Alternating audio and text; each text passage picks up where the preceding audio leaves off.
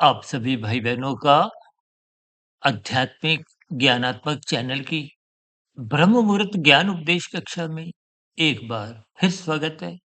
आज की चर्चा का विषय राजनीतिक से संबंधित सेवा और मेवा शब्द को मद्देनजर रखते हुए इनकी कुछ एक सैद्धांतिक बातों से, कर्मफल सिद्धांत की स्थितियों से और योग यानी कि साधना की स्थितियों से कुछ जोड़ते हुए इस पर कुछ प्रकाश डालने जा रहे हैं, क्योंकि पिछले कुछ समय से विशेष रूप से भारत की राजधानी दिल्ली में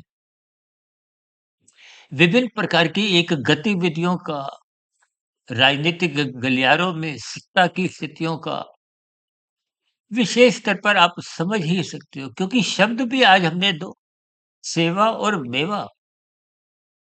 सेवा और मेवा का देखिए अलग-अलग इनके अर्थ हैं, जिनको हम प्रकृति के 3 गुणों से तमोगुण, रजोगुण और सत्वगुण की स्थितियों से जोड़कर कुछ चर्चा को परमात्मा की प्रेरणा से, गुरुओं के आशीर्वाद से इस ब्रह्म मुहूर्त समय विशेष में कुछ इस पर प्रकाश डालेंगे, ताकि आपके हमारे व्यवहार में, आपकी हमारी दिनचर्या में एक जो आपके हमारे कर्तव्य हैं,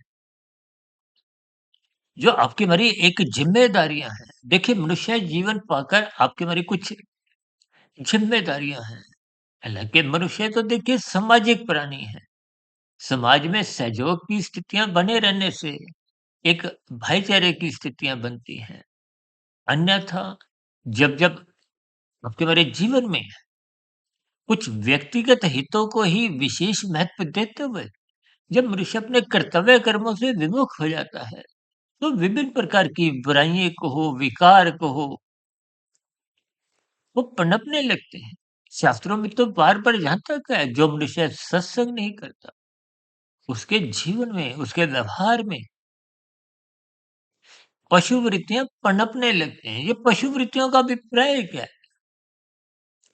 देखिए, जब पशु वृत्तियाँ सत्संग के गैर मौजूदगी में कार्य करती हैं, तो इनमें तामसी स्थितियाँ विशेष स्तर पर देखिए एक छीना-झपटी की स्थितियाँ होती हैं। आज राजनीतिक गलियारों में भी देखिए कुछ ऐसी स्थितियाँ जब देखने को मिलती है, तो फिर ऐसी स्थितियों में कुछ सत्ता में परिवर्तन भी हो जाते हैं।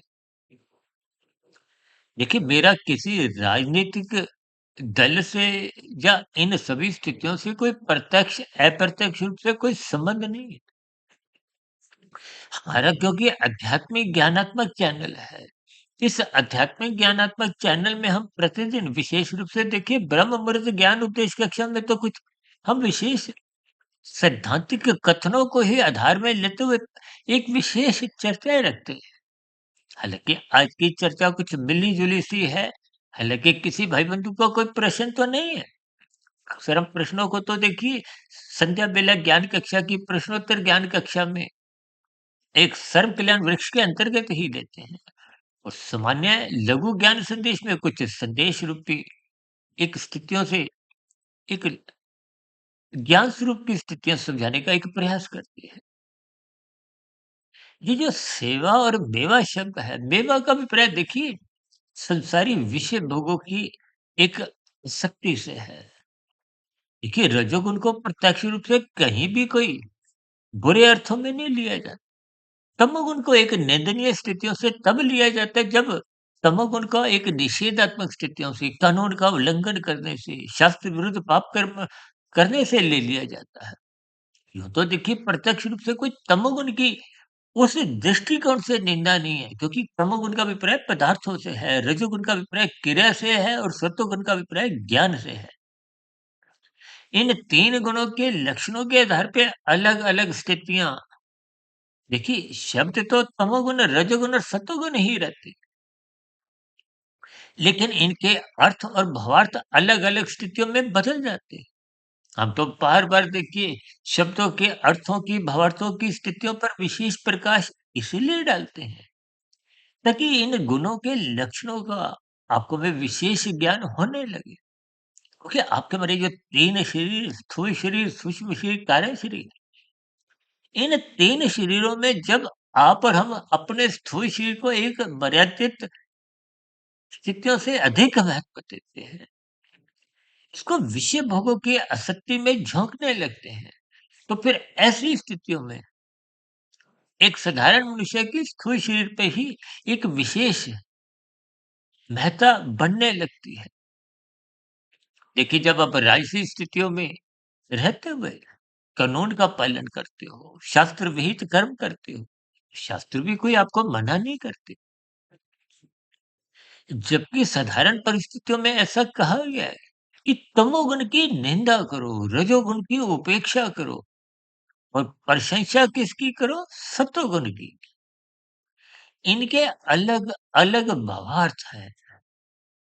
देखिए, तमोगुण की निंदा का अभिप्राय देखिए, जब मनुष्य झूठ, छल, कपट, ठगी, हेरा-फेरी, अनीतिगत कार्य करता है, कानून का उल्लंघन करता है। अक्सर हम इन सभी स्थितियों को देखिए यातायात पर रुकने पे यानी कि लाल बत्ती पे रुकने पे और हरी बत्ती पे ही चलते हुए विभिन्न एक साधारण परिस्थितियों द्वारा इन सभी स्थितियों पर प्रकाश डालते हैं। और ये जो सेवा और बेवा शब्द की जो स्थितियां हैं, इन सभी स्थितियों को आपने कर्मफल सिद्धांत की दृष्टिकोण से इस पर थोड़ी नजर रखनी है, इस पर थोड़ा एक चिंतन करना है, ताकि आपके हमारे व्यवहार में केवल मेवा और मेवा पे ही नजर नहीं टिके। देखिए, सेवा का अभिप्राय यूं तो देखिए, सरकारी मुलाजिम जितने भी हैं वो सेवा ही देते हैं, लेकिन उस सेवा के बदले में उनको वेतन मिलता है। वेतन का अभिप्राय क्या है? देखिए, जब आप अपनी कोई दी गई सेवा का बदले में वेतन लेते हैं, तो वो एक राजसी स्थिति है। राजनीतिक गलियारों में देखिए, सेवा और बेवा ये 2 स्थितियों पर विशेष रूप से एक साधारण विषय की एक दृष्टि टिकी होती है। देखिए, नज़र टिकी होने का अभिप्राय क्या है? कि जब आप अपने मिली हुई एक सत्ता की स्थितियों को देखिए, अक्सर ये जो 5 भोग्य विषय हैं, गंध, रस, रूप, स्पर्श, शब्द, इन सभी स्थितियों को हम साधारण शब्दों में देखिए सेवा, सत्संग, स्वाध्याय से एक विशेष अर्थों में एक सुख, सुविधा, स्वाद, इन सभी स्थितियों से भौतिक स्तर पर जोड़ते हैं। और फिर ये जो सम्मान और सत्ता की स्थितियां हैं, विशेष रूप से देखिए, आज की चर्चा में ये सम्मान और सत्ता की स्थितियों का अभिप्राय राजनीतिक गलियारों में विशेष रूप से विशेष अर्थों में अक्सर ले लिया जाता है। तो अक्सर देखिए, जब चुनाव होते हैं, किसी की मंत्री पद पर नजर बनी रहती है, किसी की मुख्यमंत्री के पद पर नजर बनी रहती है, किसी की कुछ अन्य विशेष प्रकार के देखिए कुछ नियुक्तियों पे नजर बनी रहती है। तो ये नजर का टिकना रुकना या उस स्थिति विशेष पे नजर का टिक जाना अगर सेवा भाव से है, देखिए, सेवा तो आप बिना सत्ता के भी कहीं भी किसी भी परिस्थितियों में आप समाज की कर ही सकते हो। हालाँकि देखिए, सेवा के साथ-साथ जब आपके पास कुछ सत्ता की दी गई स्थितियाँ होती हैं, तो उस स्थिति विशेष में सात्विक मनुष्य अधिक बड़े स्तर पर सेवा करने की स्थिति में पहुँच जाता है। लेकिन यही सत्ता जब राजसी मनुष्यों के हाथ में रहती है, देखिए, वर्तमान समय तो कलयुग की स्थितियाँ हैं। कलयुग की स्थितियों का अभिप्राय क्या है कि तामसी मनुष्यों की एक जन्म की स्थितियाँ को हो, व्यवहार की स्थितियाँ को, भले ही अभी कलयुग की तो देखिए बहुत ही आरंभिक स्थितियाँ हैं। कलयुग की आयु 4,32,000 शास्त्रों में कही गई, जिसमें से मात्र अभी 5,120-25 वर्ष ही बीते हैं। तो फिर ऐसी स्थितियों में देखिए, कुछ रोज पहले हमने एक वीडियो प्रसारित किया था कि 40 वर्ष के बाद ही कुछ सतोगुण की सात्विक स्थितियाँ मनुष्य के जीवन में ज्ञानमय स्थितियाँ बनती हैं। जबकि उससे पूर्व तो अक्सर एक साधारण मनुष्य का विवाह का संस्कार भी पूर्ण हो जाता है और कुछ परिवार की स्थितियाँ भी बन जाती हैं। क्योंकि कुछ दिन पहले हमने मताधिकार की जो 18 वर्ष की आयु से संबंधित हमने 40 वर्ष की आयु को एक विशेष स्तर पर जोड़ते हुए कुछ उस पर तर्क संगत स्थितियाँ रखी थी। क्योंकि आज देखिए जब तक आप सात्विक नहीं बनते, तब तक आपकी राजसी या तामसी स्थितियाँ बनी ही रहती हैं। क्योंकि 3 गुणों के अलावा और कोई स्थिति ही नहीं है। सात्विक स्थिति में मर्यादित स्थितियाँ होती हैं। आप अपने व्यक्तिगत कार्यों को विशेष स्तर पर समाज हित के कार्यों को एक ज़िम्मेदारी से करते हैं। क्योंकि सात्विक मनुष्य का परमात्मा से कहीं न कहीं संबंध बना होता है। जबकि राजसी मनुष्यों का संबंध परमात्मा से कोई विशेष स्तर पर बना नहीं होता। क्योंकि राजसी मनुष्यों की संसारी विषय भोगों को भोगने की एक विशेष आसक्ति बनी रहती है। और जब ये राजसी मनुष्यों की आसक्ति धर्मानुसार एक सात्विक लगाम से, जिसको स्वयं भगवान श्री कृष्ण जी ने गीता में अर्जुन के रथ के 5 घोड़ों की स्थितियों को एक विशेष स्तर पर समझाया था। देखिए बुद्धि सात्विक तब तक रहती है जब वो सत्संग करती है, सत्वगुण का संग करती है। सात्विक बुद्धि का मन पे नियंत्रण बना रहता है और मन की आसक्ति तो अक्सर देखिए संसारी भोग विषयों में बनी ही रहती है।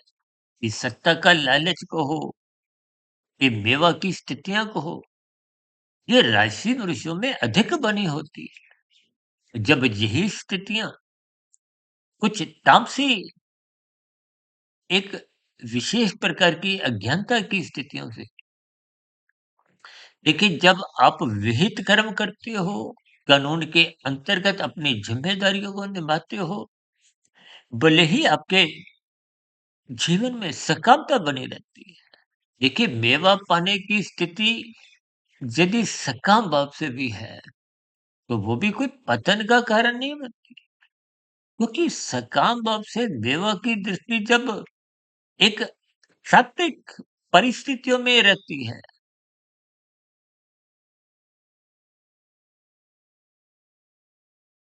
दूसरे सरल शब्दों में आप यूँ समझो कि जब-जब आपके हमारे जीवन में धर्म प्रथम स्थान पे बना रहता है और धर्म प्रथम स्थान पे बने रहने का अभिप्राय सतोगुण की स्थिति है। धर्म प्रथम स्थान पे बने रहने का अभिप्राय आप अपनी ज़िम्मेदारियों को समझते हो। तो फिर ऐसी स्थितियों में वो जो मेवा की स्थितियाँ हैं, उनमें मनुष्य असत्य नहीं होता, बल्कि ऐसी स्थिति में उसके जो परोपकार के कार्य हैं, जनहित के कार्य हैं, विशेष रूप से देखिए राजनीतिक गलियारों में जब आपके पास सत्ता होती है, उस सत्ता का आप सदुपयोग करते हुए जन कल्याण के हित की योजनाएँ बनाते हो।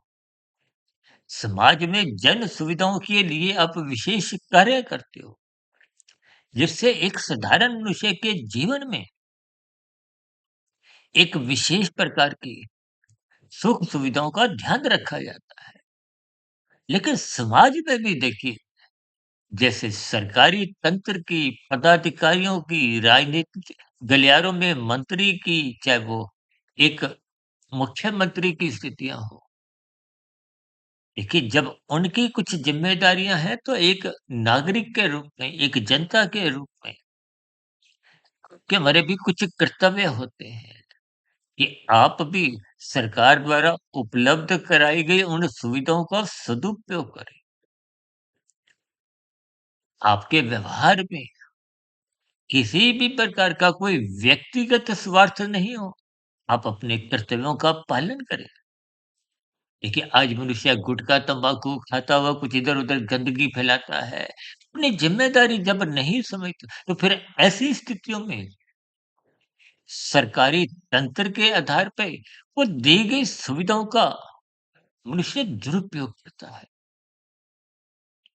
तो ऐसी स्थितियों में मनुष्य का भी अपना व्यक्तिगत कर्माशय बिगड़ने लगता है।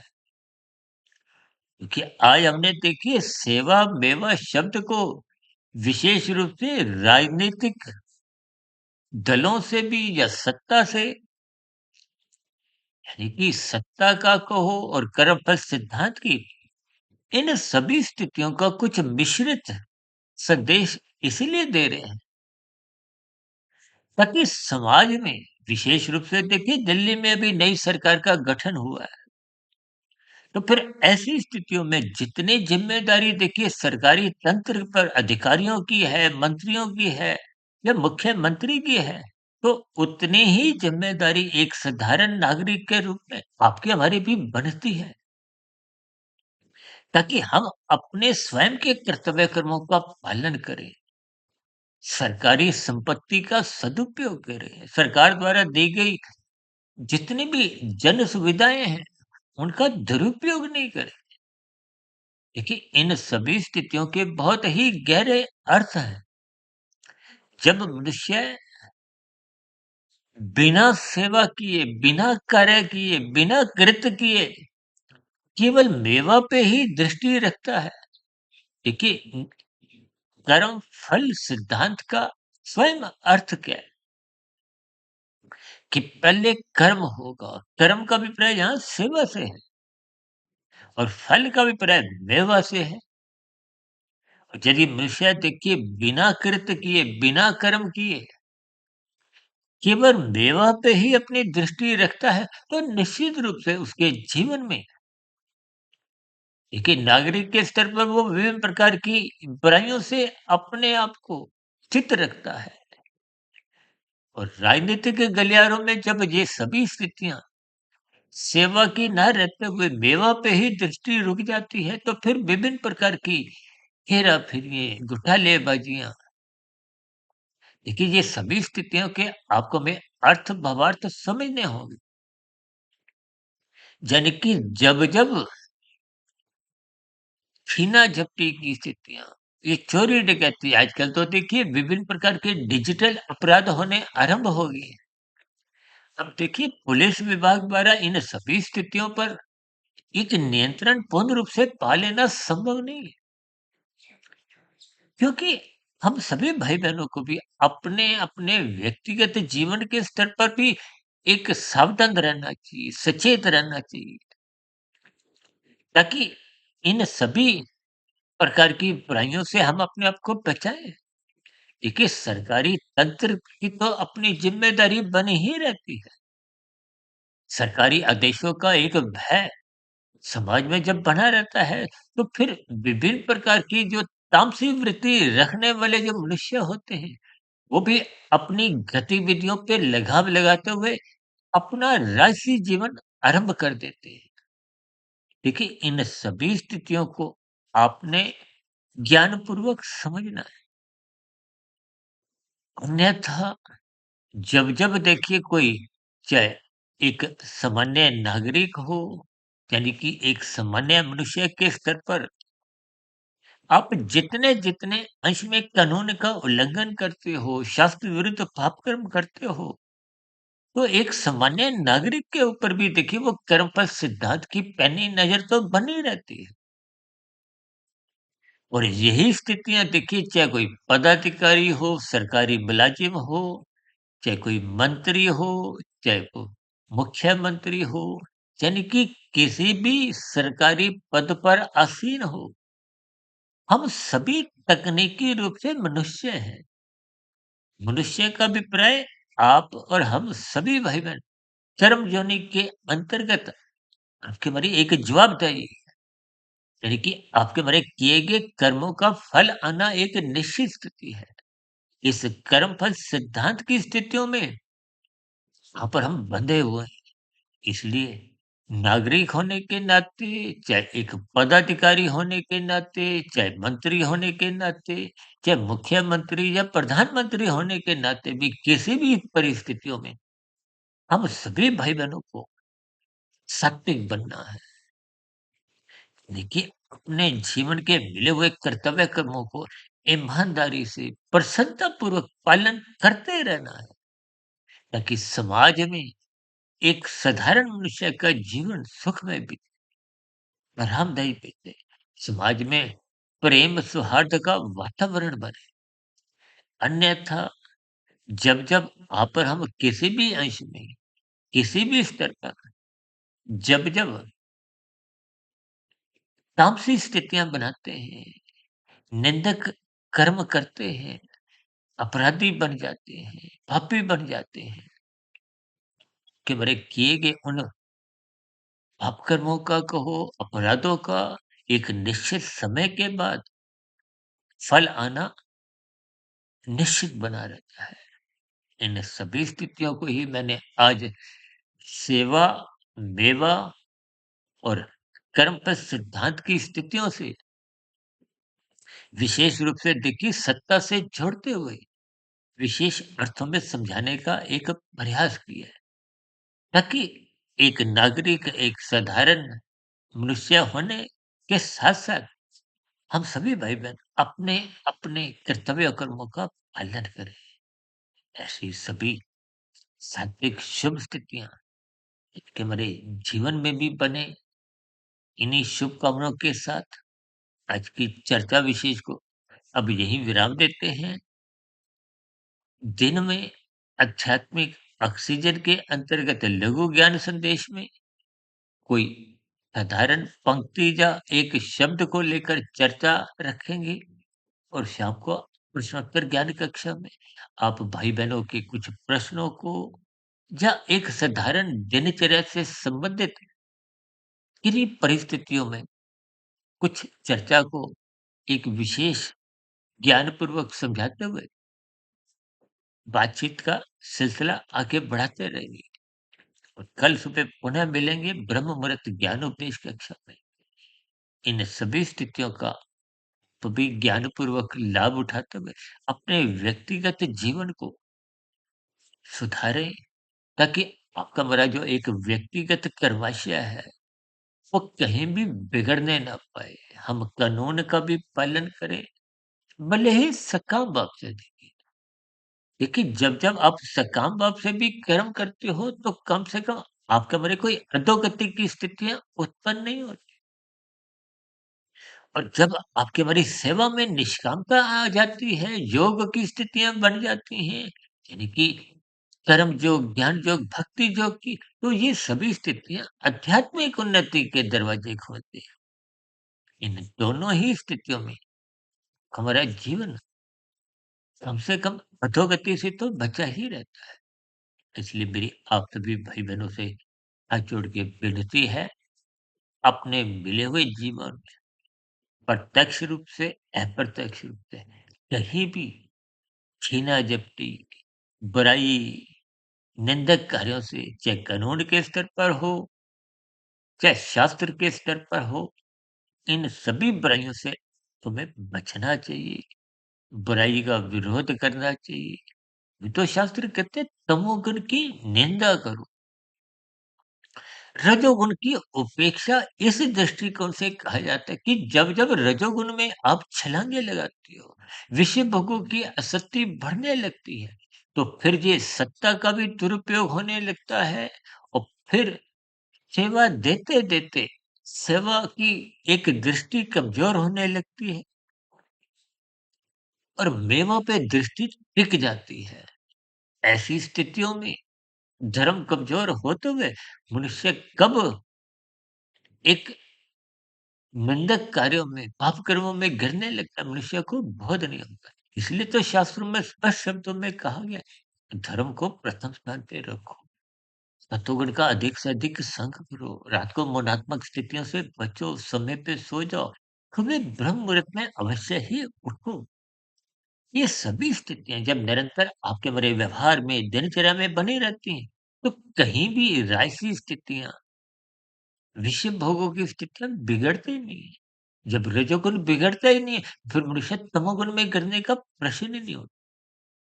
इन सभी स्थितियों को ज्ञानपूर्वक इन पर कुछ मैंने प्रकाश डाला है और एक पुनः बात आपको कहना मैं अपना एक कर्तव्य समझता हूँ कि हमारा देखिए प्रत्यक्ष रूप से, अप्रत्यक्ष रूप से किसी भी राजनीतिक दल से या सरकारी विभागों से या किसी भी स्तर पर कोई संबंध या लेना-देना नहीं। हम तो देखिए आध्यात्मिक बातों की, शास्त्रों की बातों को प्रकृति के 3 गुणों से और के हमारे जो 3 शरीर स्थूल शरीर, सूक्ष्म शरीर, कारण शरीर और आत्मा और परमात्मा के संबंध पर ही कुछ सैद्धांतिक बातों पर चर्चाएँ रखती हैं।